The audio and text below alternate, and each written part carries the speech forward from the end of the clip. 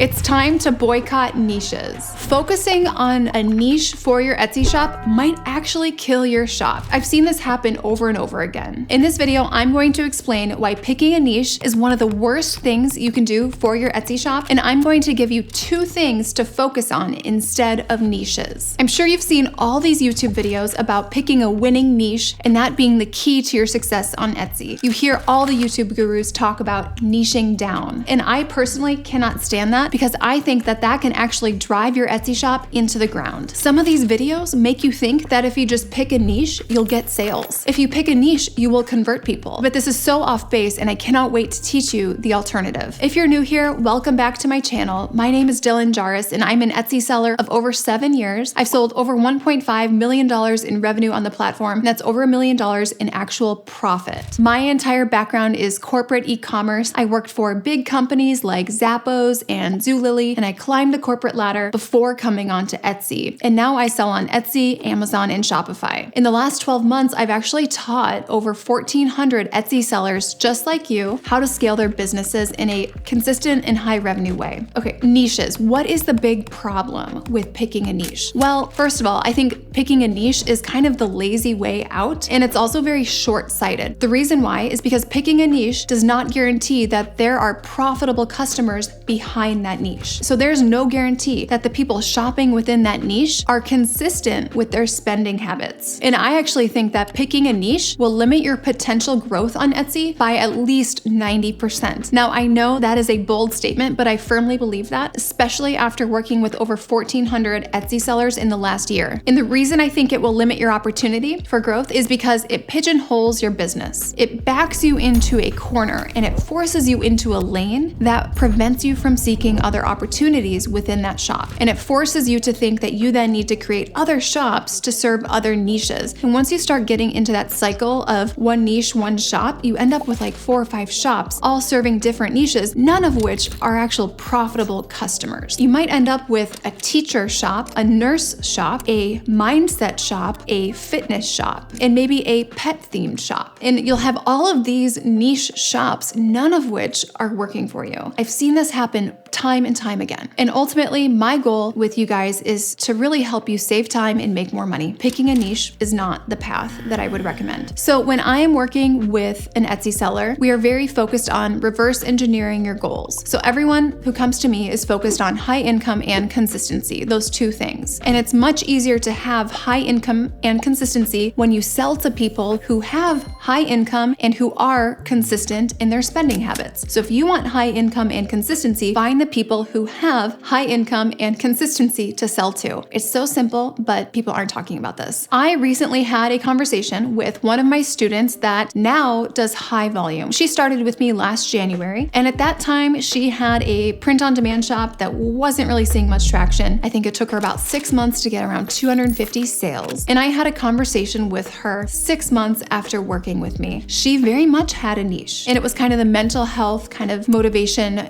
type of niche. But after going through my program, she shared with me that now she is anti-niche, and she actually contributes that to a lot of her success. And we talked about the alternative to picking a niche, right? Because picking a niche is the easy way out. You think of a theme and you stick with that. You think of, nurses, everything for nurses. You think of teachers, everything for teachers. I'm sure you've seen all these YouTube videos where it's like the top 10 most profitable niches, right? And trending niches, my favorite.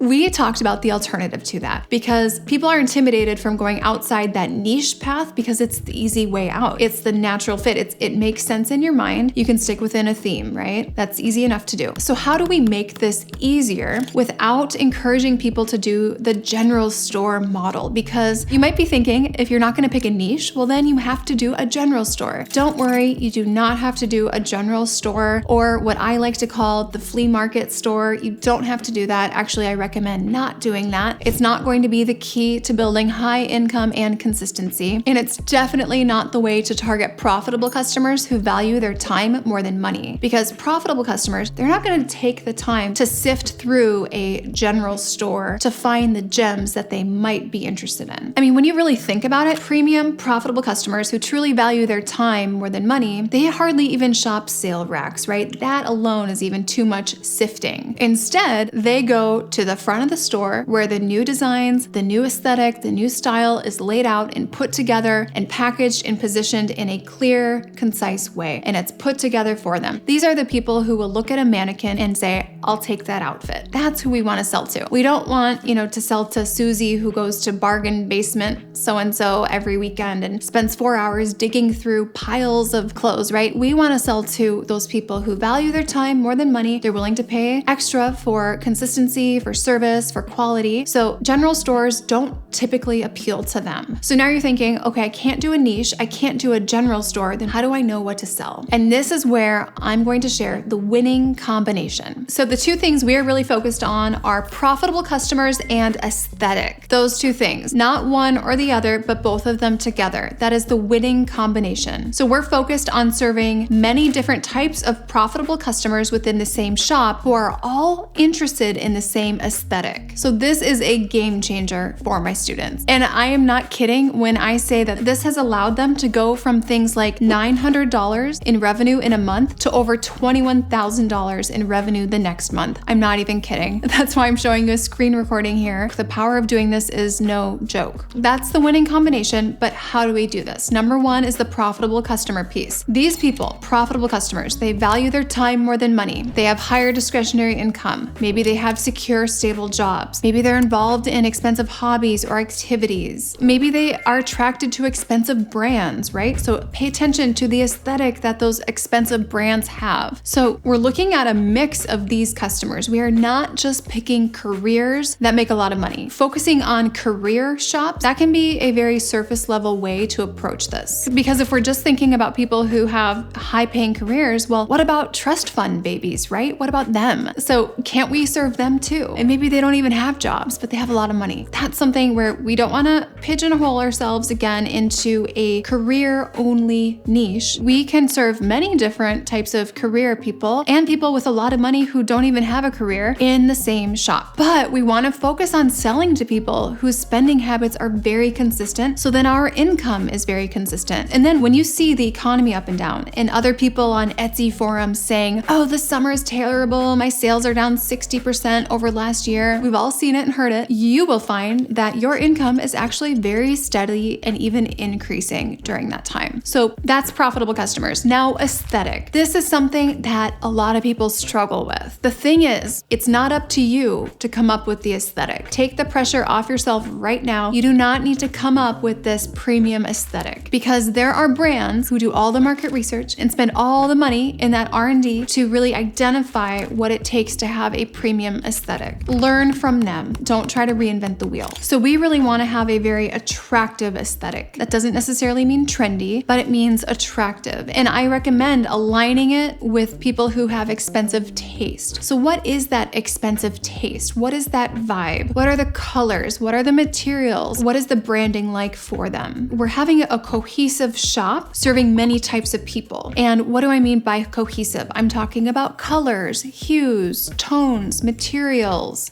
presentation, site merchandising, and the overall vibe. But it's not up to you to create a unique vibe. You don't have to create a unique vibe. You just have to do it better than the competition. And honestly, most people are focused on niches versus aesthetic, and that's why it's not that difficult to do. And this combination, profitable customers plus an attractive, cohesive aesthetic, this is how you target multiple customers in the same shop and have consistent growing revenue. So I have a group of students that have recently scaled to 20K plus months, coming in with less than $1,000 a month in sales when they started. And this is the common theme. The people I've helped get to 20K plus months within 6 months of time all have done this. This is the approach they've all taken. So I did this and I found my success of over $1.5 million in revenue, over $1 million in profit by doing just this. But it's not just my success and I'm saying this worked for me, now you do it too. But I have over 1,400 Etsy sellers who I'm helping do just this. And that's a pretty big sample size to see what's working. And this is exactly how you can build in huge increases to your shop while other shops on Etsy are seeing huge decreases. Now, if you are interested in learning how to take what you have and shape it into this, reach out because it's not about starting from scratch. Both of these people who I referenced who got to 20K plus months very rapidly doing this, neither of them started with new shops. They took what they had and they reshaped it and molded it to fit this strategy. So So we can most likely take your current shop and shape it with this strategy. So if you'd like to learn how to do this, just reach out, schedule a call with us, and we'd like to look at your shop, see what we have to work with, and then formulate a plan of how to help you do the exact same thing. All right, if you like the video, please subscribe to the channel. Leave a comment below if you feel like your shop has a really premium aesthetic, or if your shop does not have a premium aesthetic. I'd love to hear where you feel like your shop falls. All right, I'll see you guys in the next video.